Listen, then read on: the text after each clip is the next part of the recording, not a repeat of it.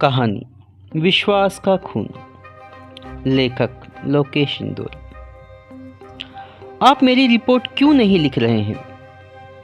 सुनैना ने कहते हुए जोर से मेज पर हाथ की थाप दी। जिद तो ऐसी थी कि पूरा थाना हिला दी, किंतु यहाँ विराजमान 2 कांस्टेबल पर सब कुछ बेअसर था।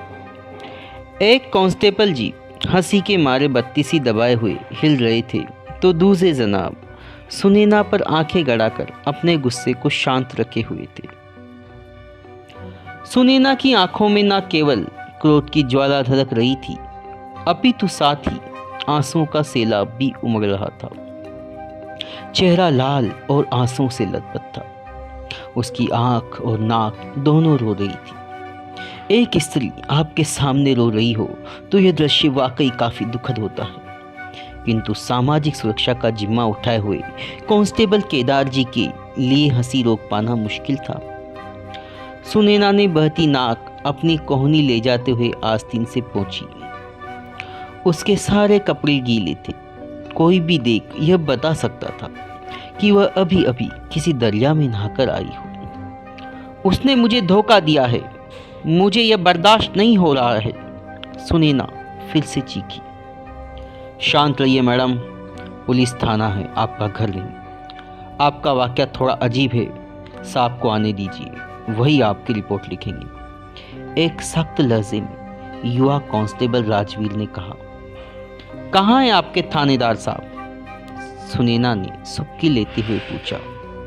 उसका गुस्सा धीरे धीरे शांत हो रहा था। वाइफ को शॉपिंग कराने गए हैं, कल बेबी शावर का कार्यक्रम है, आप वहाँ आराम से बेंच पर बैठिए, आते ही होंगे। कांस्टेबल केदार जी ने अपना मुस्कुराता हुआ मुंह खोला। सुनैना बेसहारा नजरों से दोनों कांस्टेबल को घूर रही थी। कांस्टेबल राजवीर ने नोटिफिकेशन की रिंग के साथ अपनी निगाहें मोबाइल पर फोकस की और केदार जी ने भी ध्यान हटाकर आतन रूप से जर्दा रगड़ना शुरू कर दिया। किंतु सुनैना को बेंच पर बैठना नागवार गुजरा। वह वहीं राजवीर जी के सामने खड़ी होकर दोनों को देखती रही। अरे केदार जी, ये सामान लेना जरा। थाने के बाहर से एक आवाज आई। हाँ आया साहब, जवाब देते हुए केदार जी तुरंत बाहर की ओर गए। राजवीर जी उठकर दूसरी कुर्सी पर विराजमान हो गए। यह थानेदार साहब की डेस्क थी, इसलिए अब जरूरी था कि राजवीर जी अपनी जगह लेवें। कांस्टेबल राजवीर और केदार के लिए थानेदार जी की डेस्क के बगल ही 2 कुर्सियां व टेबल लगी थी।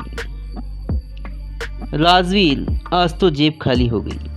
हम पुलिस महकमे वाले लोगों की जेब खाली करवा देते हैं और घर वालियां हमारी। थानेदार जी ने दरवाजे से आते हुए राजवीर से बोला। उनके हाथों में कुछ पॉलीथीन बैग थे। साथ ही थानेदार जी के पीछे पीछे चले आ रहे केदार जी ने एक कार्टून हाथ में उठा रखा था। साहब जी बुजुर्गों ने यूं ही ना कहा, भूल गए राग रंग भूल गए चकली, भूल गए राग रंग भूल गए चकली, 3 चीजें याद रही, नून तेल लकड़ी। कांस्टेबल केदार ने कार्टून को राजवीर की टेबल पर रखते हुए कहा। सही फरमाए केदार, तू बढ़िया है जो कुंवारा ही रह गया। ये मैडम कौन है वैसे? बैठे मैडम जी, थानेदार जी ने अपनी कुर्सी पर बैठते हुए कहा। फरियादी है, राजवीर ने कहा, जवाब दिया। सुन लीजिए आप भी, एक दबी हंसी में केदार राजवीर की ओर देखते हुए। हाँ तो मैडम। थानेदार जी के सुनैना की तरफ देखने के साथ वह थानेदार जी के मेज के सामने बैठी। केदार, पानी ला इनके लिए, काफी डरी हुई सी लगती है। जी जनाब, कहकर केदार उठा और मटके की ओर गए। सर, उसने मुझे धोखा दिया है, आप मेरी रिपोर्ट लिखिए। इस बार सुनैना शांत होकर बोली, किंतु गुस्सा उसके अंदर उमड़ रहा था। आपका नाम मैडम? सुनैना रस्तोगी। अच्छा, किसने दिया धोखा? कहते हुए थानेदार जी ने केदार की तरफ देखा। वह पानी का गिलास लेकर मेज की ओर बढ़ रहा था। मेरे बॉयफ्रेंड ने, सुनैना रस्तोगी ने जवाब दिया। और जवाब के साथ ही केदार जी की फिर से मुस्कान। ओह तो रस्तोगी जी, आपके विश्वास का खून किया है किसी ने। क्या नाम है आपके इस बॉयफ्रेंड का? विश्वास, सुनीना ने जवाब दिया और पानी का गिलास रखते हुए केदार जी का हाथ हिल गया। उनके मुंह से फिर हंसी फूट पड़ी। मेज पर पानी हो गया। ध्यान से केदार, और मेरे लिए पानी लेकर कौन आएगा? थानेदार जी एक तानाशाही अंदाज में बोले। धोखा खाने की कहानी और भी इंटरेस्टिंग है सर जी, राजवीर बोला। ये कपड़ा लो केदार। राजवीर ने मेज के पानी को पोंछने के लिए एक कपड़ा केदार की ओर उछाला। हाँ तो मैडम, क्या हुआ, थोड़ा खुल के बताइए। सर, उसने और मैंने साथ मरने की कसम खाई थी।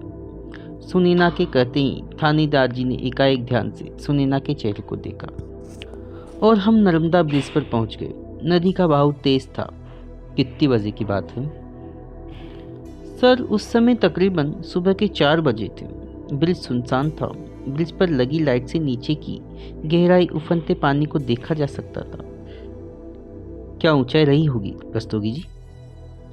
सर, 30 से 40 फीट है मां नर्मदा से पुल की ऊंचाई। सुनीना के जवाब से पहले ही कांस्टेबल राजवीर बोला। सर, नदी के शोर से ही डर लग रहा था, फिर भी मैं अपने वादे पर अटल थी। हम दोनों ब्रिज की दीवार पर चढ़ गए।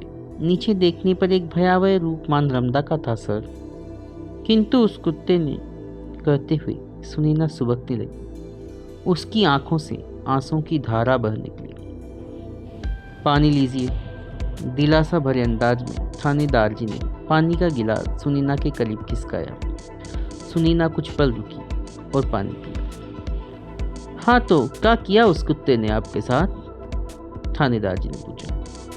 सर, हम जब ब्रिज की दीवार पर थे तो मैंने फिर से उसको पूछा कि वो मेरे साथ आत्महत्या करने को तैयार है ना, वह कूदेगा ना मेरे साथ। उसने मुझसे वादा किया। फिर क्या हुआ? फिर मैंने नदी में छलांग लगा दी। ये छलांग आपने अकेले लगाई? हाँ सर, लेकिन जब मैंने ऊपर देखा तो विश्वास वहीं खड़ा था। मैं बहाव के साथ पुल के एक तरफ से दूसरी तरफ बहे चली आई। मैंने देखा विश्वास उस समय तक भी नहीं कूदा था, बल्कि वह भी ब्रिज के दूसरी ओर से आकर मुझे देखने लगा। मैंने पानी के बहाव के साथ बही जा रही थी और वह मुझे बस देखे जा रहा था। तो मैडम, आपको साथ में हाथ पकड़ के कूदना चाहिए था ना। गलती आपकी भी है। साथ में मरने के लिए साथ में हाथ पकड़ के कूदना चाहिए था। कांस्टेबल केदार ने ऐसे कहा जैसे कि बहुत समझदारी वाला तर्क उसने रखा हो। थानेदार जी केदार को देखने लगे। ये क्या नॉनसेंस है केदार जी? राजवीर समझा इनको यार। हाँ तो मैडम, फिर आपको बचाया किसने? थानेदार जी गंभीरता लेते हैं। सर, मैं कुछ दूरी तक बहने के बाद तैरकर बाहर आ गई। सुनीना ने मासूमियत से जवाब दिया। राजवीर और केदार की दबी हुई हंसी पुलिस थाने में सुनी जा सकती थी। थानेदार जी ने अपना माथा पकड़ लिया। तो मैडम, आपको तैरना आता है? हाँ सर। और आपके बॉयफ्रेंड विश्वास को? नहीं, उस नमूने को आता ही क्या है, ढंग से प्यार तक नहीं कर सकता वो। और आप उसे मरना सिखा रही थी। पानी में मैं कूदी हूँ सर, दिल मेरा टूटा है, उसका क्या, फिर मिल जाएगी, कोई नहीं। लेकिन क्या मैं अब किसी से प्यार कर पाऊंगी? मेरे उस भरोसे का क्या जो मैंने विश्वास पर जताया था। आपका बॉयफ्रेंड विश्वास आपके साथ मरने को इच्छुक था? साथ जीने मरने की कसम खाई थी उसने मेरे साथ सर। हमेशा बोलता था मेरे लिए जान भी दे सकता है। लेकिन देखो कायर, जब साथ में जान देने की बारी आई तो डर के भाग गया। आप मेरी रिपोर्ट लिखिए सर। मेरा रोम रोम गुस्से से उबल रहा है। मुझसे चीटर बिल्कुल बर्दाश्त नहीं हो रहा। उसने मुझे धोखा दिया है, मेरे प्यार का अपमान किया है, झूठे वादे किए हैं और मुझे नकली प्यार में फंसाया। राजवीर, थानेदार जी ने आंखों के इशारों से कांस्टेबल राजवीर की राय जानना चाहा। मामला तो गंभीर है मैडम। तो विश्वास के खिलाफ आप मेरी रिपोर्ट लिखिए। नहीं, हम उसके खिलाफ रिपोर्ट नहीं लिखेंगे। वाई? आप थानेदार हैं, आपका फर्ज बनता है फरियादी की बात सुनना और उसकी शिकायत को दर्ज करना। आप ऐसा कैसे कर सकते हैं? सुनीना रस्तोगी ने कुछ जोर से कहा। मैडम, आप पहले शांत रहिए और सुनिए। बात यह है कि इस मामले में विश्वास से ज़्यादा गंभीर चार्ज आप पर तय होते हैं। पहला तो यह कि किसी को खुदकुशी को उकसाने के लिए आईपीसी की धारा 306 है, जो कि आप पर साफ साफ लागू होती है। और आपने अभी खुद बताया है, विश्वास से सुसाइड के लिए वादा करवाया और उसे नर्मदा के बिस्तर तक लेकर गई। दूसरा, आत्महत्या की कोशिश करना। यह धारा 309 के तहत आता है, जिसके तहत वैसे ही 1 साल की जेल व जुर्माना है। और किसी को मारने का षड्यंत्र भी यहाँ साफ साफ बनता है, जो कि आईपीसी की धारा 308 के तहत आता है।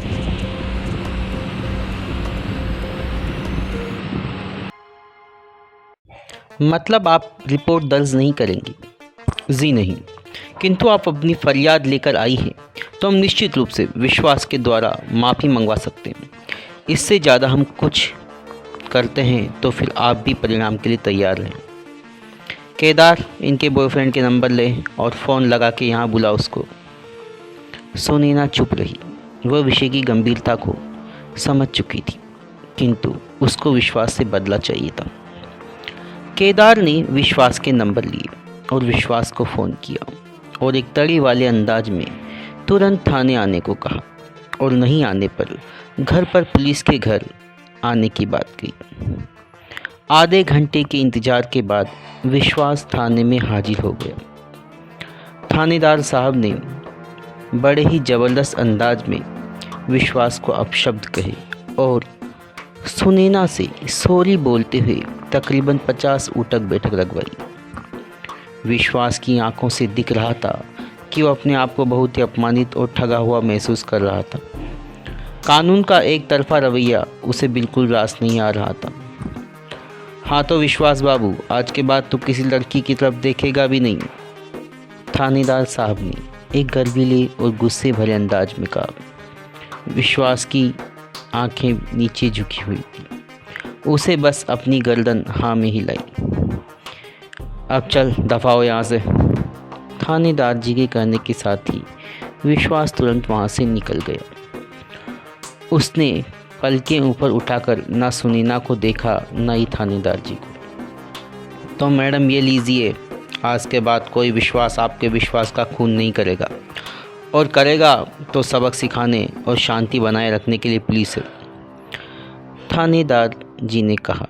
और एक विजयी मुस्कान के साथ सुनैना थैंक्स बोलकर थाने से बाहर चली गई।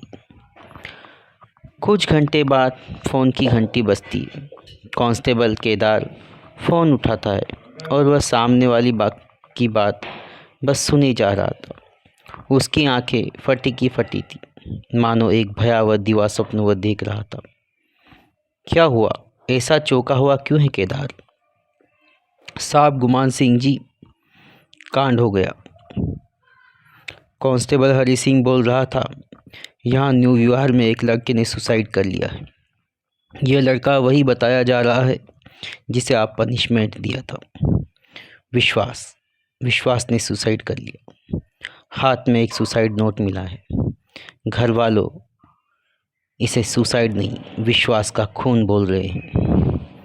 कहानी समाप्त होती है। आपको कैसी लगी कृपया कमेंट करें।